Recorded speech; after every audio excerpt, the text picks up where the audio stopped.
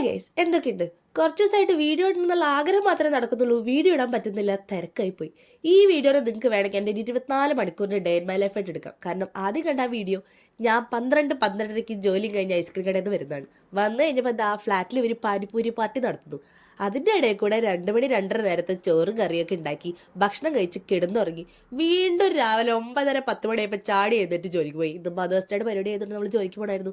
രാത്രി 8 മണിയായിട്ടും ഇരുട്ടായിട്ടില്ലല്ലോ താലോചിച്ച് കത്തി വെച്ച് നിൽക്കുന്ന ഞങ്ങളെയാണ് കാണുന്നത്. മദേഴ്സ് ഡേയുടെ പരിപാടി കഴിഞ്ഞ് വന്നപ്പോൾ 8 മണിയായിരുന്നു. ഇനി അടുത്ത സ്ഥലത്ത് 8:30 എങ്ങനെ എത്തുന്ന ആലോചിച്ചുകൊണ്ട് വന്നപ്പോഴാണ് ബസ്സിന് പോണ്ടടി, ഞാൻ കാറിന് കൊണ്ടാക്കാം എന്ന് ജെയ്സൺ പറഞ്ഞത്. അതുകൊണ്ട് പിന്നെ സമാധാനമായിട്ട് കാറിൽ പോയായിരുന്നു.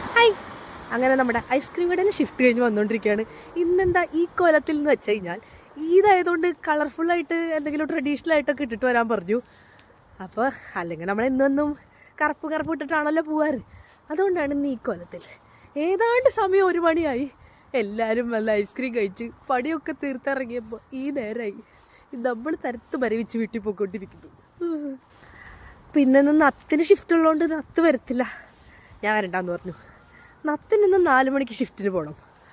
അപ്പോൾ ഇത്തിരി നേരം കിടന്ന് ഉറങ്ങിക്കോട്ടെ, ഇപ്പം എന്നെ കൊണ്ടുവരാൻ വന്ന് പിന്നെ ഇനി ഉറങ്ങാൻ സമയം കിട്ടില്ലല്ലോ. അങ്ങനെ വീണ്ടും ഐസ്ക്രീം കടയിൽ ഷിഫ്റ്റ് കഴിഞ്ഞ് ഇറങ്ങിയപ്പോഴേക്കും 24 മണിക്കൂറിൻ്റെ കാര്യത്തിലൊരു തീരുമാനമായി. എന്തായാലും വേഗം ഓടി വീട്ടിൽ ചെന്നു. നമുക്ക് ചെന്നിട്ടൊരു സാധനം തന്നെ പാക്ക് ചെയ്ത് അയക്കാണ്ടായിരുന്നു. നമ്മുടെ അനുചേച്ചി ഇന്ന് വീട്ടിൽ പോവാണ് 1 മാസത്തേക്ക്.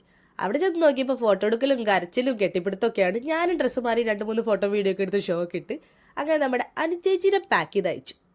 അപ്പം ഇതൊക്കെയായിരുന്നു എൻ്റെ ഒരു 1.5 ദിവസത്തെ പരിപാടി. അപ്പോൾ ഓക്കെ, ബൈ.